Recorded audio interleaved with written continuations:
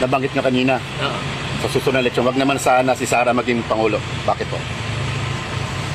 Ayaw nating maulit yung panahon ng Duterte na ang ating pamahalaan ay pinamumunuan ng isang taong walang binibigay na halaga sa buhay, sa dignidad, sa karangalan, at sa pagkadesente ng ating bansa. Ayaw ko ng Pangulo na kabilat kanan ko magmura, kahit sinong tao mumurahin, sa harap ng taong bayan, sasabihin, ipapapatay niya to, ipapapatay niya yon. Pagka ganyan ang Pangulo natin, anong nangyari na sa ating bansa?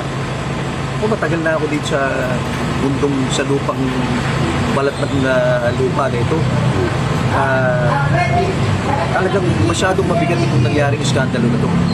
Pero hindi dapat, yung iskandalo, hindi dapat nating tignan na ito ay pamamaraan upang ilagay mo yung isang mas masamang gobyerno sa gobyernong ating kinaharap ngayon.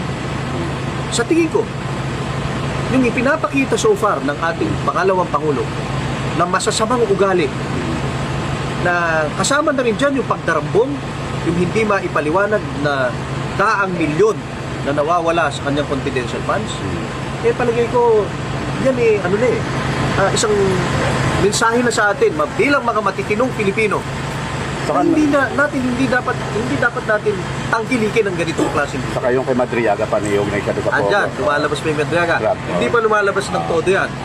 Pero sana lumabas ng gusto. Kasi dyan, marami tayong ulit matututunan tungkol dito.